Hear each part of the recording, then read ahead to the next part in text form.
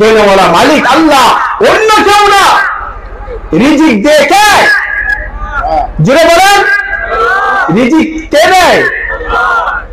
এর মধ্যে কোন সন্দেহ আছে? রিজিক আল্লাহ দেয়, রিজিক অন্য কেউ দেয় না। দুনিয়ার রাজা বাদশাহ সবাইকে আল্লাহ পাক রিজিক দিয়ে দেয়। দিল্লি রাস্তার মধ্যে একটা ভিখারি যখন ভিক্ষা করতেছে এরকম ঘুরে ঘুরে ভিক্ষা করতেছে যে আমাকে একটা পয়সা দিয়ে দাও, আমাকে 10টা টাকা দিয়ে দাও। এরকম সময় একজন লোক ডেকে বলে, এ ভিখারি, এইভাবে হাত পেতে পেতে সারাদিন জবাব ঘুরে ঘুরে কয় টাকা পাবি? তোকে আমি একটা এরকম রাস্তা দেখিয়ে দেই, এমন একজন লোককে তোকে চিনিয়ে দেই, যা বাদশার কাছে যা, বাদশার কাছে গিয়ে চা, বাদশাহ নন্দন আমাকে কিছু দান করো। বাদশার কাছে যা, বাদশাহ মোটা অঙ্কের কিছু দিয়ে দিবে, তোর জিন্দেগি বনে যাবে। প্রত্যেক দিন তোর চাওয়া লাগবে না, প্রত্যেক দিন হাত পাততে হবে না মানুষের কাছে। যখন এই কথা বললেন, ভিখারি ভাবতেছে ঠিকই তো, এই লোকটা তো আমাকে ঠিক উচিত বুদ্ধিটাই দিয়েছে। দৌড়ে চলে গেলেন বাদশার বাড়িতে। বাদশার বাড়িতে যখন গেলেন, গিয়ে দেখেন বাদশাহ বাড়িতে নেই, বাদশাহ চলে গেছেন মসজিদে। বাড়িতে যখন জিজ্ঞাসা করলেন বাদশাহ নন্দন কোথায়, বাড়ির লোকেরা বলে গেছে বাদশাহ তো বাড়িতে নেই, বাদশাহ মসজিদে চলে গেছে। ভিখারি দৌড়াতে শুরু করলেন মসজিদের মধ্যে। মসজিদে গিয়ে দেখে বাদশাহ নামাজ পড়ে সালাম ফিরিয়ে আত্তাহিয়াতুল সুরাতে বসে এরকম করে হাত তুলে আল্লাহর কাছে মোনাজাত করতেছে। মোনাজাত যখন করতেছে, ভিখারি পিছনে বসে আছে আরাম করে। বাদশাহ যখন মোনাজাত শেষ করলেন, মোনাজাত শেষ করে বাড়ির দিকে রওনা করার জন্য উঠে পড়লেন। উঠে আসতেছেন, এরকম সময় দেখা যায় পিছন থেকে একজন ভিখারি উঠে এসে যা বার হয়ে চলে আসতেছে। বাদশাহ জিজ্ঞাসা করতেছে, কি ব্যাপার? তুমি তো নিশ্চয় আমার কাছে কিছু চাইতে আসছিলে, কেন চলে যাইতেছো? বলো কি চাও আমার কাছে, কি চাও? ভিখারি উত্তর দিতেছে, হে বাদশাহ নন্দন,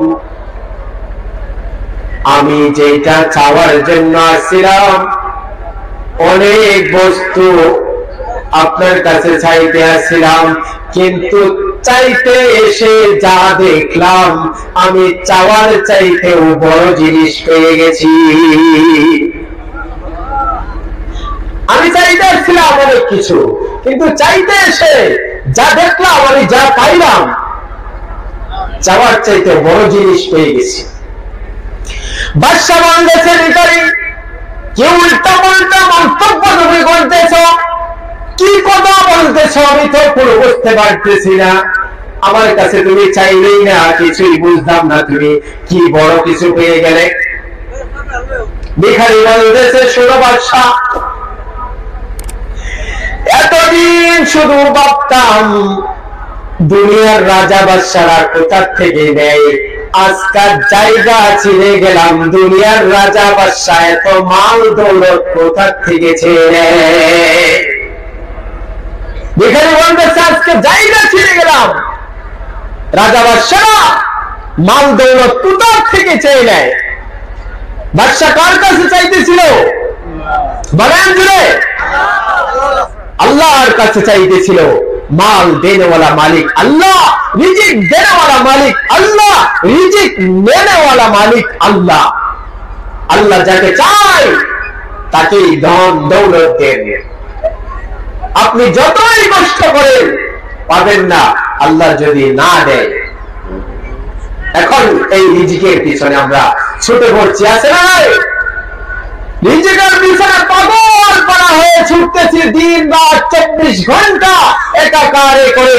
নামাজের খবর নাই, রোজার খবর নাই, পেশাব পায়খানা করে দিলা কোনো কিছুর খবর নাই। রিজিকের পিছনে দৌড়তেছি, অথচ রিজিক দেওয়ালা মালিক আল্লাহ, আল্লাহর হুকুমই নাই।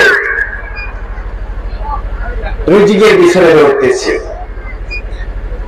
নিজেও দৌড়তেছি, নিজের ছেলে সন্তান এদেরকেও দৌড়াইতেছি। নিজের ছেলে সন্তান নামাজ পড়ে না, কিছুই কথা বলি না। নিজের সন্তান আল্লাহর নাফরমানির কাজ করে, কিছুই বলি না। আমার সন্তান একদিন কাজ করলো না, 2টা টাকা ঘরে আনলো না, তার জন্য আমরা পিটাই করি। কাজে গেল না, পিটাই করি, ধমক দেই, বাড়ির থেকে বের হয়ে যা, এরকম ভাবে ধমক দিয়ে বাড়ির থেকে তাড়িয়ে দিই। অথচ সেই সন্তানের আল্লাহর নাফরমানির কাজগুলা করতেছে, আজান হইতেছে, আরে তোমার সন্তান মসজিদে না এসে কম্বলের নিচে এরকম খারাপ খারাপ ভিডিও দেখতেছে, তুমি একবারও ছেলেকে বললে না মসজিদে যা। এরকম বাবা তুমি রয়েছ, টাকার নেশা, মালের নেশা, এরকমই পাগল তোমাকে বানিয়ে দিয়েছে, এত পাগল বানিয়ে দিয়েছে মালের নেশা। অথচ রিজিক দেওয়ার মালিক আল্লাহ। আল্লাহর নবীকে আল্লাহ পাক নিজেই ঘোষণা করেছেন, নিজেই আদেশ দিয়েছেন, ওয়াকুর আহলাকা বিসসালাহ ইয়া ওয়াসতাবির আলাইহা লা নাসআলুকা রিজকা নাহনু নারযুকুকা। আল্লাহ পাক তিনার নবী জনাবে মুহাম্মদুর রাসূলুল্লাহ সাল্লাল্লাহু আলাইহি ওয়াসাল্লামকে নবী হওয়ার পরেও আল্লাহ পাক আদেশ দিতেছেন, হে নবী, আপনি আপনার পরিবারস্থ লোকদেরকে নামাজের হুকুম করুন, নিজেও এর মধ্যে প্রতিষ্ঠিত থাকুন। লা নাসআলুকা রিজকা, আমি আপনার কাছে রিজিক কামাই করা চাই না, রিজিক তালাশ করি না। নাহনু নারযুকুকা, বরঞ্চ রিজিক তো আমি আপনাদেরকে আমি দিয়ে থাকি। রিজিক কারে? আল্লাহ নবীকে আল্লাহ বলতেছেন, হে নবী, আপনি আপনার পরিবারস্থ লোকদেরকে নামাজের আদেশ করুন, আর এর মধ্যে আপনিও প্রতিষ্ঠিত থাকুন। রিজিক আপনার কাছে চাই না, রিজিক তো আমি দিয়ে থাকি। তাহলে নবীজিকে আদেশ করেছেন, আমরা কিভাবে বাচ্চাদেরকে আদেশ করি যে কাজে যা, টাকার